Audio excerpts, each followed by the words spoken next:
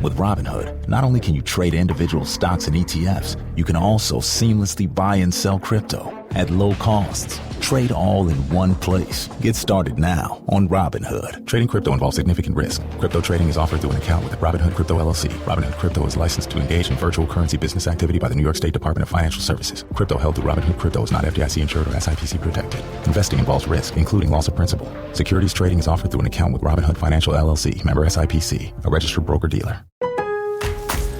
Lowe's has the Labor Day deals you need to give your home a new look.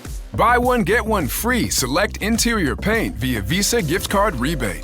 Then, add the final touch with 2 for $8 on select 2.5 or 3-quart mums. Refresh your home and save big while doing it. Lowe's, we help, you save.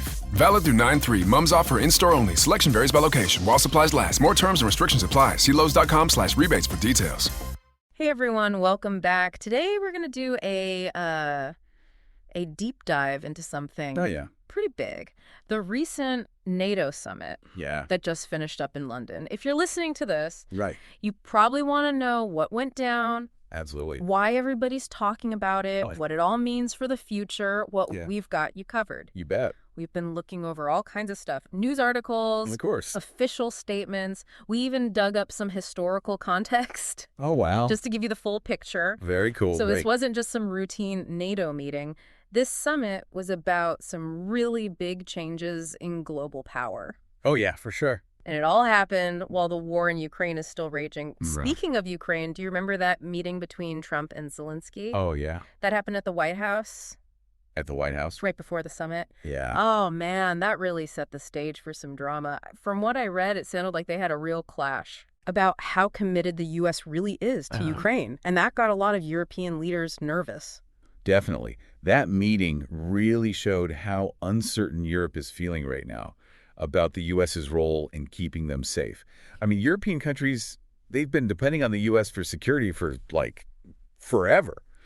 But now they're starting to wonder, hold on, is the U.S. really going to be there for us when we need them? Yeah, like Europe is thinking, okay, maybe we need to start taking care of ourselves a bit more. Yeah, absolutely. And that actually leads perfectly into one of the biggest themes that came out of this summit. European countries. Yes. Stepping up their defense game in a big way. Huge. When I saw the numbers, I was shocked. We're not talking about some small increases here. No. We're talking serious money. Yeah, it's remarkable. Since 2014, European allies, and Canada too, they've all increased their defense spending together by over, get this, $700 billion. Wow. And just in 2024 alone, they spent $485 billion. That's a 20% jump from the year before. I am blown away by those figures. It really sounds like Europe is sending a clear message, like they're not messing around. Yep. But I'm curious, what are they actually doing with all that cash? Is it all just going into bigger armies? Well, it's not just about size. You know, it's about modernizing their forces, making them more strategic. And you know what? A lot of European countries are investing a ton of money in cyber defense because they realize cyber warfare is a growing threat. Oh, that's interesting. Yeah. They're also developing some really advanced weapon systems. Like what? Drones, precision-guided munitions, that kind of thing. And of course, a big chunk of that money is going to support Ukraine. Okay, so it's a multifaceted approach. Definitely. And speaking of Ukraine, the summit came up with a 4-point plan to try and deal with the war that's still going on. Can you break that down for us? Sure. The first point is all about continuing the military aid to Ukraine and maybe even increasing it. This means giving them a bigger range of weapons, maybe even longer range missiles, so they can hit targets further inside Russia. I bet that's going to make some people in Moscow pretty upset. It could, yeah. And that leads us to the second point, which is about getting tougher on the economic sanctions against Russia. The goal is to really target those key parts of their economy and put the squeeze on them so they'll come to the negotiating table. So they're trying to squeeze Russia from both sides, Right. Militarily and economically. Exactly. Now, the third point is all about making sure that any peace talks in the future have to respect Ukraine's borders and independence. No compromising on that. That sounds pretty non-negotiable. It is. And finally, the fourth point is maybe the most important and definitely the most controversial. They're talking about creating something called a coalition of the willing. Okay, I gotta admit, I'm a little confused about that. What does that even mean? Is it like a new mini NATO? Who's in it? And what are they supposed to do? It's not really a new organization. Think of it more like a group of countries that are willing to do more than just send aid. They're ready to get more involved in defending Ukraine. This could mean sending troops to Ukraine or giving them direct military help if Russia makes things worse. Wow. So is this Europe basically saying, we're ready to put boots on the ground even if other countries aren't? That's a pretty bold move, especially when you think about how risky it is to have a direct confrontation with Russia. Yeah, it is a bold move. Okay. And it definitely comes with some big risks. But it also shows how serious Europe is about this. They see what's happening in Ukraine not just as some far-off conflict, but as a direct threat to their own security and to the whole idea of a world based on rules. Right, right. Because if a powerful country like Russia can just decide to invade its neighbor and there are no consequences for that, what's stopping them from doing it again? It sets a really dangerous precedent. Absolutely. But if we're talking about like a real confrontation with Russia, where does this coalition of the willing fit in with NATO? That's a great question. And it really gets to the heart of how things are changing between Europe and the United States. That tension we talked about between Trump and Zelensky. Yeah. That wasn't just a one-time thing. Europe is starting to feel like they can't always count on the U.S. to have their back. So they're looking for other options, just in case. So this coalition is like Europe's way of saying, we're going to take care of our own security, even if the U.S. isn't totally with us. Exactly. It's a way for them to show they have power and influence on their own without needing the U.S. to make every decision for them.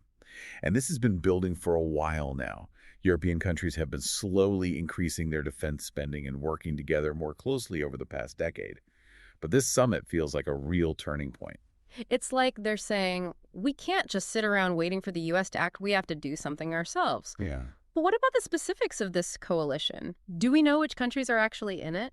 They're still working out the details, but the main members will probably be the UK, France, Germany, Poland, and those Baltic states.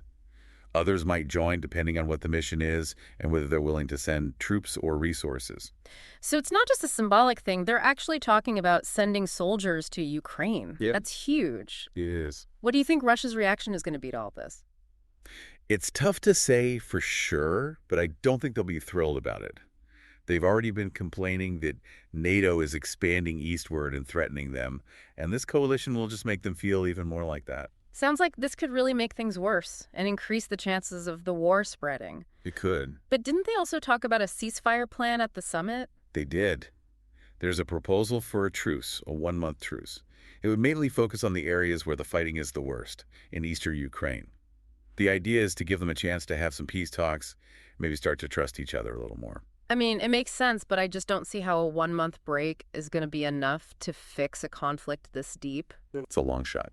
And even if they do manage to agree on something, how can Ukraine be sure that Russia won't just break the agreement later on? That's the big question. And it shows that they need more than just a temporary ceasefire. What Ukraine really needs are some solid guarantees about their security in the long term, something that will keep them safe and prevent Russia from invading again.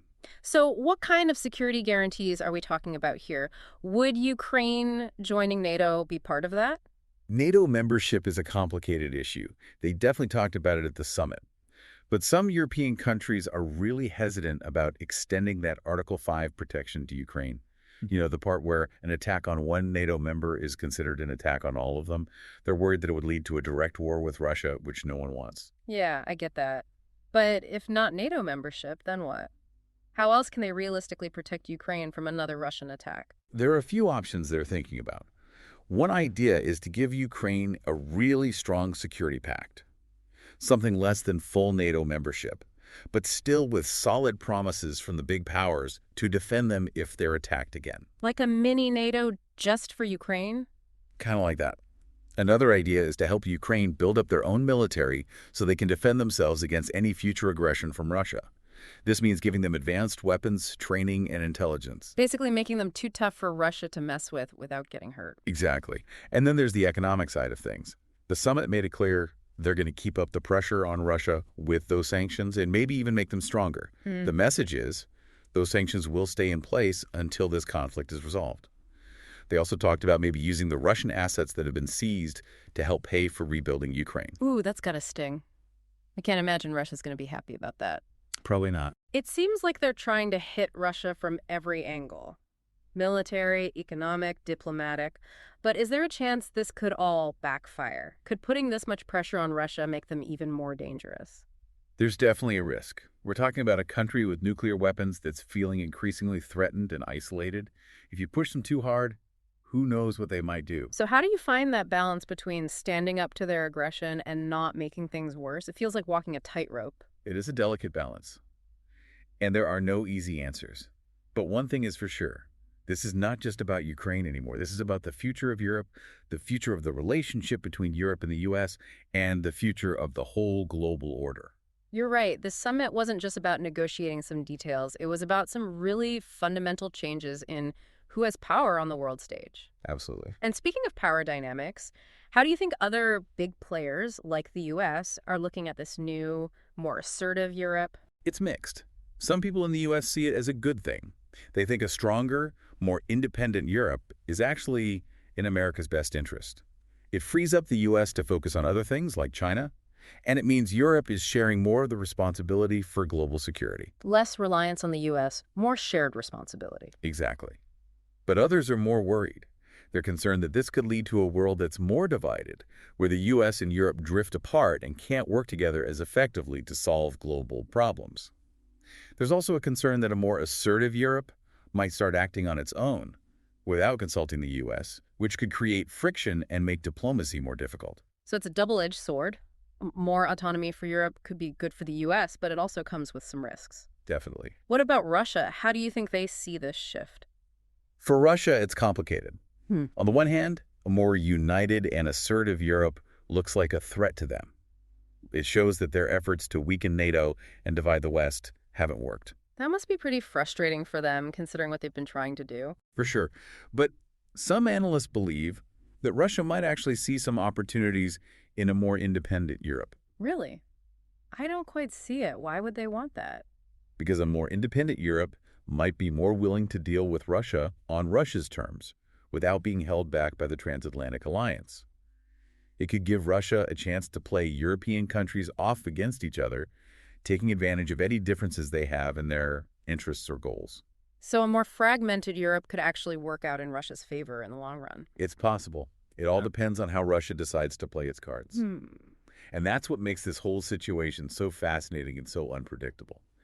We're at a real turning point in history, and the decisions that the key players make in the next few months and years will have a huge impact on the global order. It's like we're entering a whole new era, and the rules are being rewritten as we speak. And this coalition of the willing idea brings up a lot of questions about the future of NATO. If European countries are more willing to act on their own now, especially when it comes to military stuff, does that mean NATO is becoming less important? A lot of people are wondering that, and it's a tough question. Some people say it's a sign that NATO is getting weaker, that the whole transatlantic partnership is breaking down because they don't agree on everything anymore. They point to the fact that this coalition of the willing is doing its own thing outside of NATO's official structure. And they think that could make NATO less united and less effective. Yeah, it's like creating a whole separate system, which could get confusing, especially if they're not always on the same page. Right. But then there's another way to look at it. Some people see this as NATO adapting, not falling apart. They say NATO was created for a different world back when the main threat was the Soviet Union invading Western Europe. But the world's a lot different now. The threats are more complicated. So NATO has to change, too, to keep up with the times. Exactly. It's like if you tried to use an old tool for a new job. It just wouldn't work.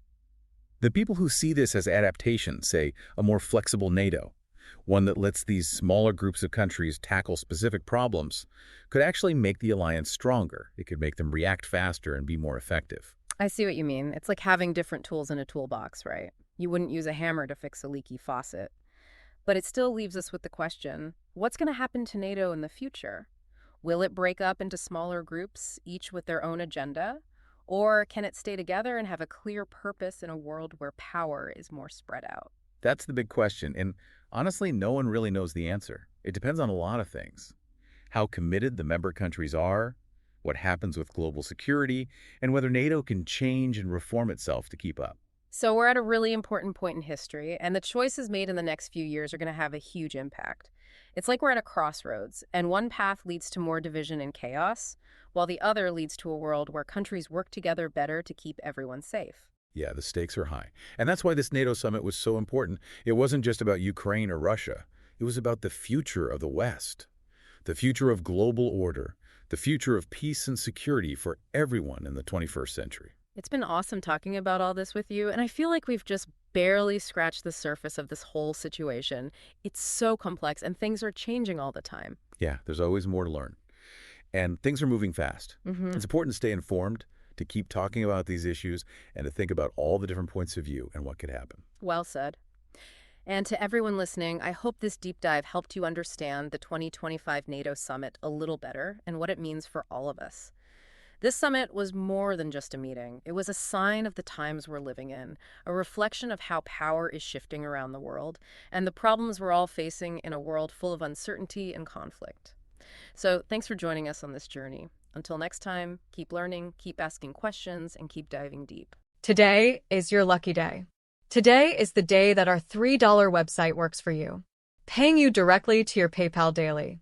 Imagine $3 ongoing continuous payments to your PayPal account. Imagine falling asleep and waking up to $300 in your PayPal account. How would this make you feel?